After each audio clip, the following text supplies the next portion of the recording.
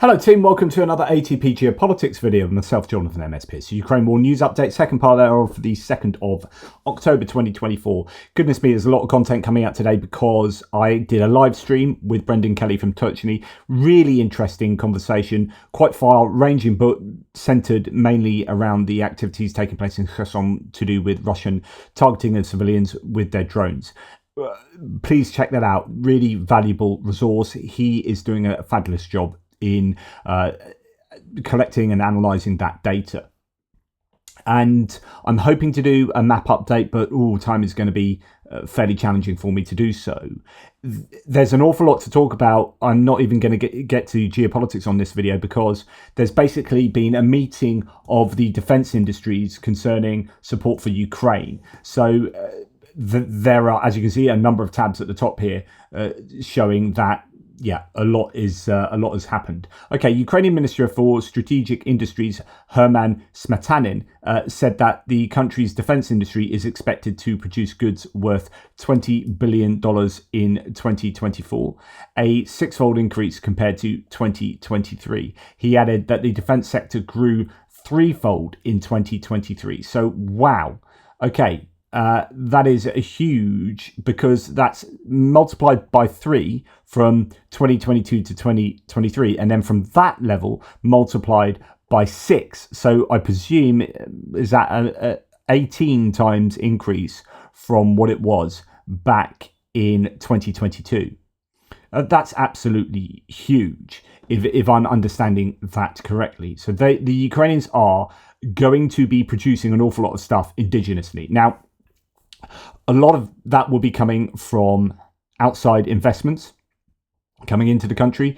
A lot of manufacturers, and we're going to be hearing, most of these tabs are concerning those manufacturers pumping out a lot of products for Ukraine to be able to defend themselves. And that will give them a greater ability to withstand changes of political landscapes. If the wind's blow in a different direction, say for example in the US in November, then it could be that the Ukrainians might be able to cope a little bit more sustainably.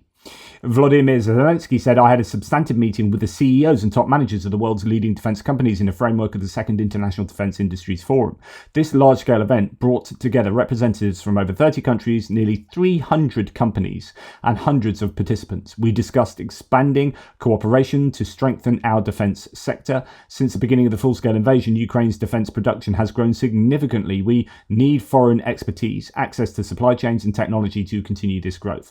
I am grateful for supporting Ukraine and for all that we can achieve together today and in the future." So this is about allowing or facilitating Ukraine's prevailing in this war, as well as giving them something after the end of the war, like a defense industry that is going to thrive. It's about what silver linings there are to the clouds of the war.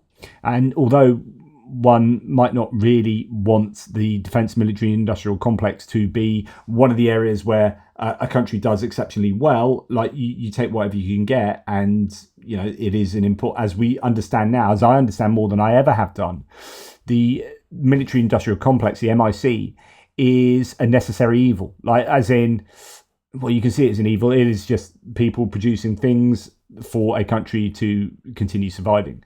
These things are weapons of war often, and that's morally interesting, but absolutely necessary for Ukraine to prevail. If you don't invest in this kind of technology, then you will be taken advantage of by a country that does. So that's good news for Ukraine, I think, in being able to attract that much attention from the international community in such a way. Ukraine boosts defense production, successfully tests a ballistic missile, according to Zelensky. Quote, "In the first half of this year alone, Ukraine produced 25 times more artillery and mortar ammunition than in the entire year of 2022. That is huge. Now, producing their own ballistic weapon is massive, by the way. Like, we heard from the national security spokesperson in the White House that they said, look, we're not stopping Ukraine hitting Russia with their own stuff. We're just saying you can use our stuff to hit just over the border, but they're producing enough of their own kit. Now, this is potentially, you could argue, somewhat game-changing, which is, can they produce something equivalent to the ATACMS or Storm Shadow that can be fired, ground-launched missile that can be fired that deep into Russian territory? Now, they already have the Neptune missile. Here, potentially a new ballistic missile. So, quote, our new ballistic missile has successfully passed flight tests. Everyone can see how effective our Neptune missiles are. We are producing artillery Bogdana howitzers at the rate of 15 units monthly, and sometimes as many as 20. So that's interesting. We had heard 18. Maybe that's an average, but yeah, they can do as many as 20, then that's good stuff. A new repair base has been established in Ukraine for our equipment, and in particular, the first Marder infantry fighting vehicle repaired in Ukraine rolled off the production line in June of this year. So that was repaired, not manufactured. They are looking to Rheinmetall, I think it is Rheinmetall, or is it not? It could be. I get in trouble with Thierry for just saying Rheinmetall are doing everything, because it could be KNDS, KNW, KWM. Anyway, another of the German manufacturers, KNDS is French, that is making either the Lynx infantry fighting vehicle or the Fuchs armor personnel vehicle, but you know, they are due to be manufactured by the end of the year, supposedly. Now, Ukraine, says Zelensky, can apparently produce 4 million drones a year. Now, I don't know what can means here, as in has the ability to, if it was given the money, or will be able to, you know, there's a lot of modal vagueness here. So will they produce 4 million drones a year is the question. There are claims that you know, last I heard was they were looking at upping it from, you know, this year was supposed to be 1 million, which was like, wow, you've upped it to 1 million, that's insane. And now we're hearing 3 million, and potentially now even 4 million. That's incredible. And if they're producing 4 million, remember, they are getting an awful lot of other drones from international partners in the drone coalition who are, you know, it's not like, oh, you're producing your own, we don't want to provide you with any more, so we've done our bit, thank you very much. Actually, it, like I argue all the time, it's in the strategic interests of the countries involved to continue to produce stuff for Ukraine, because they're getting that feedback, and they're all stimulating their own economy, right? And that you know, jobs producing this stuff, getting it to Ukraine, but also getting the feedback to improve that product so that you can use it in your own armed forces for the most effective defense you can get. And that is obviously really important for one's own national security. So Ukraine will be ramping up their production, but it won't stop, I don't think, the production of other drones to add into the mix from other countries in the drone coalition. Right, Ukraine is reaching, quote, significant volumes of production of artillery systems and armoured vehicles, says Denis Shmyhal, the Prime Minister. By armoured vehicles, it probably, I presume, the Novator and other sort of MRAP vehicles, infantry mobility vehicles that Ukraine is able to produce. We are also establishing joint production with partners and attracting funds to purchase Ukrainian weapons for Ukraine. So it's not just about the ability to produce this, but it's having the funding to produce those and get them to your troops. Where it's about capability and capacity there, those two aspects. And capacity is defined by money, really. You know, they have ramped up the ability to produce conceptually. So up to 20 Bogdanas are produced in every month, says Zelensky, as we mentioned. What else? Emphasises extremely difficult conditions of a full-scale war and under constant Russian strikes, Ukrainians have been able to build a new defence industry. Quote, we heard that one. And if once years ago the Ukrainian defence industry looked unfortunately helpless, now it is the industry that is on a path to leadership, at least in Europe. And like I said before, that is incredibly important for Ukraine to have something to coalesce around in terms of their industry to I think tech has always been one of their strong points. They can marry that with the defense industry here and be able to become a leader so that people will continue to invest in Ukraine, and Ukraine can invest in other countries going forward. Ukraine plans to increase production of drones, long-range weapons and ballistic missiles in 2025, according to Rustem Umerov. He stated that $4 billion has already been invested in the Ukrainian industry, with plans to boost funding next year, prioritizing the development of domestic drones and long-range weaponry. Of course, that's what I've been saying all along. It's about being able to destroy Russian targets from a distance, so you don't get any attrition of your own equipment.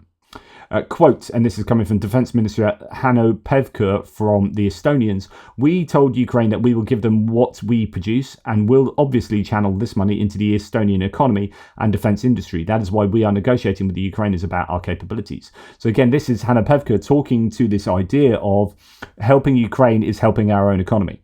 It's a positive sum game. You get stuff and you get help. We are also stimulating our own industries here. So he's really nailing that point there. BAE Systems plans to service and localize the production of M777 lightweight towed 15mm howitzers, 155mm howitzers, in Ukraine, according to the company's director, Central and Eastern European, Christian Sear, on the sidelines of the Defense Industry Forum in Kiev, Central and Eastern Europe company director for BAE Systems. We have American company AeroVironment has signed an agreement with the Ukrainian firm to localize the production of Switchblade 600 drones in Ukraine. That'll be under license. That's interesting. I've actually seen a number of images. I haven't shared them with you because it's so much, but actually Switchblade 600s are still being used, and therefore I believe they have their place and they are being found to be useful. These were the drones very at the beginning of the war. Really, the Americans, they were much vaunted. You had the Switchblade 300 and Switchblade 600. 300 was an anti-personnel one, didn't really have the firepower to sort of disable any mechanized equipment. Switchblade 600 is bigger, packs a greater punch, can go further, fly for longer. They appear to have been fairly successful. So the contract was made at the DFNC2, so that second conference, International Defense Industry Forum in Kiev. Czech holding CSG has signed 2 agreements with the Ukrainian defense industry to produce 155mm shells. One agreement involves the supply of components, while the other pertains to licensing production. Preparation for manufacturing is already underway, with production set to begin in early 2025. Plans include producing approximately 100,000 155mm shells in 2025 and over 300,000 in 2026, with some shells being produced in Czechia. Additionally, CSG aims to manufacture spare parts for armoured vehicles in Ukraine. I wonder how long this war is going to go on for. There's obviously these risks involved in countries setting up whole new factories and production lines in Ukraine. And if there's a negotiation in February and there's a ceasefire, then you're like, really? Obviously, they need to replace stockpiles and artillery ammunition is back on the agenda, but there's going to be an awful lot of countries that'll be like, God damn it.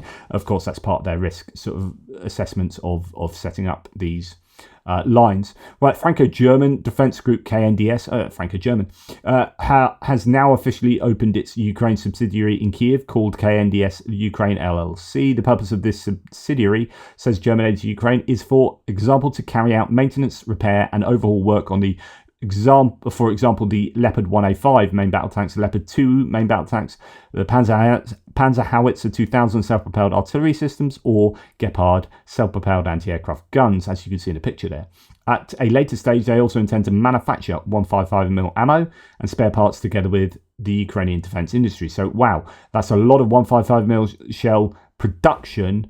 And together with Bogdana's being produced and M777 Howitz is being produced by BAE Systems, you've arguably got a complete picture there of Ukraine being able to increase their fire rate, is what you'd hope, over the Russians. France, Michel Barnier, their new prime minister, said that they will stand with the Ukrainian people. Actually, there's an extended quote from him that I'll probably share with you, but that's really good. So France are positioning themselves after going silent, a bit incommunicado, given the European elections and then the snap general election in France for the National Assembly. Emmanuel Macron has been somewhat quiet, considering he'd really ramped up his rhetoric and had actually started doing an awful lot more for Ukraine. There was, I think, French aid to Ukraine's just done a thread on how much money France will be giving towards the $50 billion EU funding using the frozen assets for Ukraine. And I think is it 18.6%? So almost 20%, almost a fifth of that funding will come from France. So often France you don't understand that France does a little bit more than one would think, because they do an awful lot of funding for the EU central funding. But of course, Germany do that too. And Germany have done an absolute bucket load of giving military assistance. So, some person just answering this tweet, I thought this is interesting. French policy implementations. Another year's batch of around 80 Caesars. So they're still ongoing with the production of those Caesars. 155mm ammunition production increases. So they've ramped up production in France, although they've never produced an awful lot in France. They produce less of better quality. That's what they claim. So decent shells, not just crappy ones off of 10, 15 to the dozen off the production line. I don't know. Anyway, monthly around 125 AASM 250 and 25 AASM 500 precision bombs. So those are guided glide bombs of different, I presume, 250 kilogram, 500 kilogram there. The Ukrainians have been using those fairly effectively, so they're still producing, and they've ramped up production of those guided glide bombs, slowly expanding the Mirage 2005F and Mirage and 2000D donations by repurchase or via one-to-one replacement by Rafale in AAE service. So I think that is it 6 Mirage 5005Fs they have pledged, and I think they're training pilots on them at the moment. This looks like there might be other Mirages that they could be giving, and that this might be an ongoing thing dependent on replacing other nations' older Mirages with newer Rafale. So I'd like some detail on that for sure. Right, Lithuania and Sweden will provide Ukraine with demining equipment worth 22 million euros. Lithuania will contribute 15 million and Sweden 7 million euros. Support includes pickups and trucks for the armed forces of the State Special Transport Service. Good stuff there from those nations. Ukrainian commanders are to be able to directly select volunteer fighters, according to the defense minister. Commanders of Ukrainian military units will now be able to directly select soldiers who enlist voluntarily, bypassing the standard process of going through enlistment offices. I don't know the finer details here, but there has been this issue previously whereby people have wanted to volunteer for certain units because those units got better reputation, and they've been kind of unable to do so. And because they're unable to do so, they're less likely to volunteer. And this is the pull of decent units. So what I think this would mean is that they now can do that, and those units can select people that volunteer for them.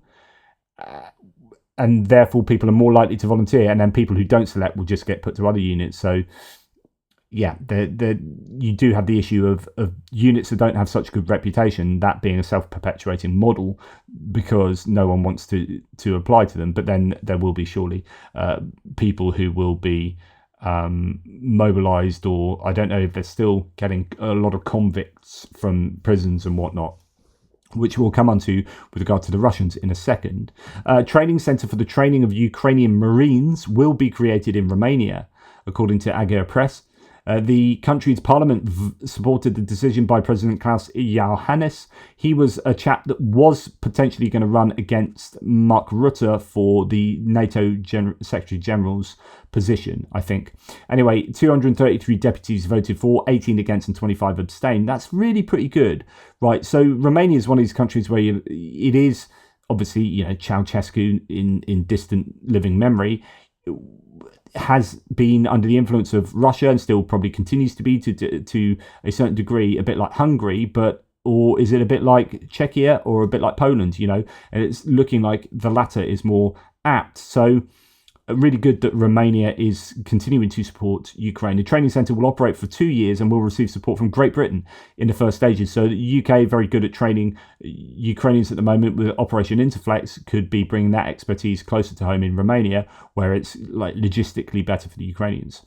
If Russia wasn't already a lawless hellhole already, says Jay in Kiev, now as long as you agree to rape and murder the people of Ukraine, you can rape and murder back home in Russia. Okay, what's he saying? Well, Putin has signed into law an exemption from criminal liability for defendants serving in the military. So this is not just like a case of, it was that Wagner were recruiting and then you were pardoned after 6 months of fighting for Wagner. Then they found that's a bit of a problem because people were going back and committing crimes, and actually 6 months wasn't quite long enough. They needed them in longer. So they kind of changed that around and changed the rules. I don't know what the details here are, but it appears that Russia are desperate for troops, and therefore, like, this is another sign that things are desperate for Russia in ways that we probably underestimate. Now, I know Russia is still committed to this war, and they're still throwing troops at Pokrovsk and Vuhledar, and they're still having successes on the front line, and keep saying that, you know, how long can they do this? This is unsustainable. And it is, and part of the definition of unsustainable is doing something like this. So it was unsustainable at the way that they were doing it, which is asking people to volunteer, having your conscription, trying to entice them in, offer them more money. They still needed to go abroad. Well, actually, they needed to raise money to attract people. So that's a sense that it wasn't sustainable. The losses that they were that were being incurred. So, you know, more money, nicking people from abroad in different ways, or enticing people from abroad in different ways, going into the prisons and getting both male and female prisoners to come and fight on the front lines, and then getting to the point where actually, you know, we are just going to sign into a law. You're just exempt from criminal liability if you serve in the military. Full stop. This is huge, right? And it just shows, I think, how desperate they are. Russia plans to recruit tens of thousands of prisoners to war against Ukraine. So, of course, remember, they are just doing another round of conscription, which is normal. That's normal annual conscription. But they're planning on getting 133,000 people in something like 3 months. So that's 40,000 plus people a month. Where are you going to get them from? A source in the Russia's Ministry of Defense claims 40% of current defendants could be recruited for the war in Ukraine. Obviously, that's going to save them some money in terms of prison service, rehabilitation, and whatnot. But then, of course, you know, where are all those prison officers going to go? Well, maybe they have to go and serve in the war as well because they'll be out of a job. They are clearing out their prisons of prisoners so that they can have soldiers on the battlefield. Prisoners in a different way. Right, Russia is desperate to recruit workers at defense plants. So taking what we just heard on board, they are so desperate they're just cleaning out the prisons because asking for volunteers from just normal society has meant that they have cleaned out as many people as they can. There's a massive labour shortage. A bunch of people have left the country and have done since the beginning of the war. Perhaps millions of people have left the country. We're not quite sure. They've lost huge amounts of people. They need to replace those people. They're doing all these different things to get those people. Labour shortage is then accentuated by all of these things that they are doing. And now the result is that more than 90,000 vacancies exist in the defence industry, just the defence industry jobs, according to the BBC. They appeared on a Russian jobs portal between August the 15th and September the 15th. So in 1 month, 90,000 jobs are open. You know, wow. So how do you solve that problem? And of course, they have demonised migrants by accusing them of terrorism, etc., which is partly correct, but then tarring everyone on the same brush. So you had issues with people coming from some of these places like Tajikistan. Now, these are exactly the sort of places they could attract some of those people to those jobs, so that they're in a bit of a bind at the moment. But yeah, that shows that they are just desperate for humans. That is going to cause a further increase in the wage in wages with that wage increase spiral that they're involved in due to the labour shortage. And it's just, those existing problems are only getting worse. And finally, no surprise that Russia's been flooding arms to Hezbollah, says Jane Kiev. Anyone seeking to destroy Western civilization has Putin's full support. This is a post that basically says in a Hezbollah cache that you had a load of Russian ATGMs, anti-tank guided missiles, Konkurs, and MRO-A, infantry rocket flamethrowers, so on and so forth. It seems that the Russians are in support of these Iranian proxies operating in the Middle East and make of that what you will. Right, that was an awful lot of information splurged out of my head at you. Hopefully it was of interest. I think this is all essentially good news, both the kind of Russian side of things, of how they're struggling, is good news for Ukrainians. It's just it's a pressure cooker in Russia. But all of this really good news on the industrial front for Ukraine, leading to improved sustainability for Ukraine in terms of being able to continue to prosecute their war in defending their very existence. So all really good news for Ukraine, and all they'll need going forward is just money to be able to sustain the production. Let me know what your thoughts are, as you always do, in the threads. It's great to have such a wonderful community as you guys. Thank you for supporting. Thank you so much to the members. I keep forgetting, and those people who give away memberships. I do nothing for you outside of what I do anyway, just because of time. I'm going to try and do a members poll tonight. I must remember to do that. I've been meaning to do it for a week. Take care, guys, and I'll speak to you soon.